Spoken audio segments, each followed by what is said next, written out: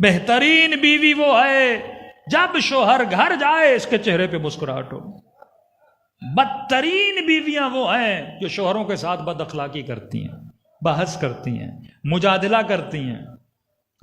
اس گھر میں سکون نہیں ہوتا جس گھر میں قیل و مقال ہوتا ہے. یہ معصوم فرماتے ہیں قیل و مقال یعنی چھوٹی چھوٹی بات میں مباحثہ کرنا، بحث کرنا، جدل کرنا. شوہر کوئی بات کہے بیوی کا نہیں آپ کا مطلب یہ تھا، وہ کہ میرا نہیں تھا کہ نہیں آپ کا یہی مطلب تھا، مجھے پتا ہے آپ کا یہ مطلب تھا. اب اس پہ جھگڑا شروع ہو جائے. یا بیوی کوئی بات کہے شوہر کہے تم یہ کہنا چاہتی تھی اور وہ انکار بھی کرے کہ میرا مطلب یہ نہیں تھا، ہم ایک بات کو پکڑ کے بیٹھ جائیں. تو جن گھروں میں قیل و مقال ہوتا ہے ان گھروں میں سکون نہیں ہوتا، اور مرنے کے بعد ان کی ارواح کو فشار قبر سے گزرنا پڑتا ہے. پہلی چیز خوش اخلاقی. دوسری چیز جس کی وجہ سے فشار قبر ہوتا ہے فرماتے وہ ہے نمیمہ. یہ بڑی بیماری ہے اسپیشلی کراچی والوں میں. ایک دوسرے کے پیچھے باتیں کرنا. یہاں کی بات میں نے سنی وہاں پہنچائے، نہ تصدیق کی نہ پوچھا. کسی نے کہا مولانا اتنی بیماری ہے ہر دوسرا بندہ ایک دوسرے کو منافق بول رہا ہے.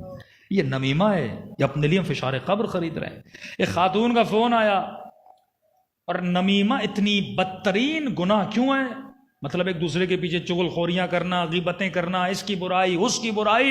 یعنی کوئی محفل نہیں جہاں ہم کسی کی برائی نہ کریں. ہم ہی مومن ہیں باقی سارے کیا ہیں، مثلا خدا نخواستہ منافق ہیں.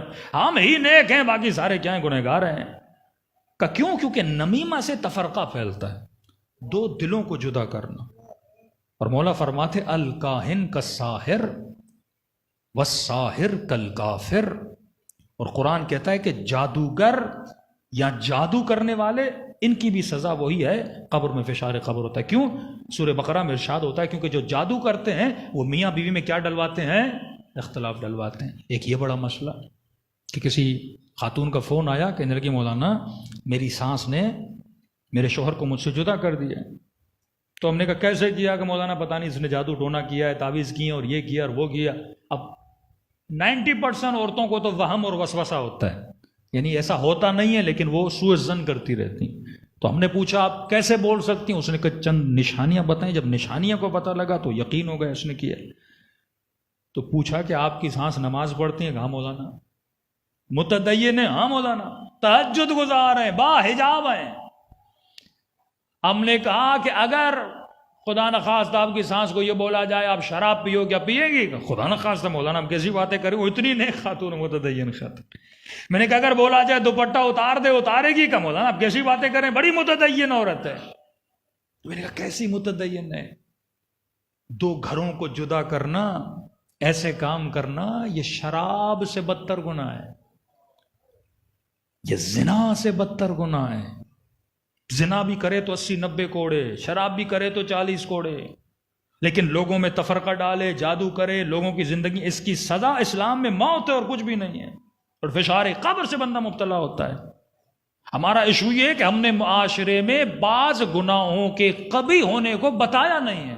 اب اس بیچاری خاتون کا بھی شاید قصور نہ ہو، اس کے ذہن میں شراب بہت بڑا گناہ ہے، زنا بہت بڑا گناہ ہے، لیکن اسے یہ نہیں پتا کہ کسی کا گھر اجاڑنا یہ کتنا بڑا گناہ ہے. تو مومنوں کو آپس میں لڑانا یہ کتنا بڑا گناہ ہے. تو میرے چھٹے امام جعفر صادق علیہ الصلوۃ والسلام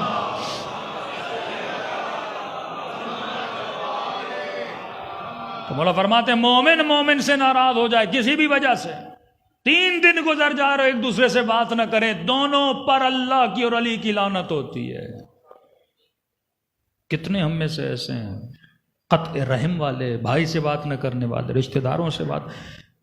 کانوں کے کمزور نہ بنو، اذن نہ بنو. اذن کبھی مومن نہیں ہوتا. کسی خاتون نے آ کے تبھی ملتا ہے خواتین میں زیادہ بیٹھنا بھی مکروہ ہے. عادت غیبت کرنے کی، برائیاں کرنے کی. بیوی کے ساتھ بیٹھو گے رات کو شروع ہو جائے گی خالہ اور پتہ نہیں کس کس کے قصے سنانے. تو اسی لیے گھروں میں میں کہتا ہوں ایک بہت بڑا بورڈ ہونا چاہیے، الغیبت اشد من الزنا.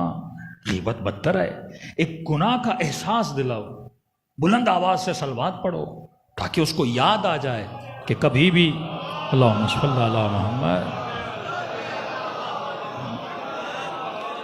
گھروں میں فساد، قبر میں فشار، تفرقہ، جھگڑے، سب کی وجہ یہی نمیمہ ہے، غیبت ہے، چغل خوری ہے. یہاں کی بات وہاں پہنچانا یہ حرام ہے. ان کانوں کو جہنم کی آگ میں ڈالا جائے گا جو غیبت سنیں. جو برائیاں کریں یہ ہماری ماؤں بہنوں کو سیکھنا پڑے گا، اچھی باتیں کیا کریں۔ مولا فرماتے ہیں اگر کسی کے بارے میں برا سوچنا ہو نا تو برے سوچنے سے پہلے 70 مرتبہ اچھے خیال لایا کرو، 70 مرتبہ۔ اب مولا کا یہ صحابی تھوڑا عجیب تھا، اس نے کہا کہ یا علی اگر 70 مرتبہ بھی اچھے خیال لاؤں پھر بھی میرا نفس اس کی برائی بتائے، تو امام کہتے ہیں وہ اپنے نفس کو کوئی بدبخت میں تجھے 70 نیکیاں بتا رہا ہوں تو ایک ہی برائی پہ اٹکا ہوا ہے۔ بدبختی پھر انسان کی ہے نا، کسی کا برا سوچنے میں ہمیشہ پوزیٹو سوچو، لوگوں کے بارے میں اچھا سوچو۔ ہاں شادی کا رشتہ کرنا ہے، بزنس کرنا ہے، یعنی فزیکل آپ کسی کے ساتھ ایک ریلیشن بناتے ہو وہ الگ چیز ہے، پھر وہاں پہ تحقیق کرو۔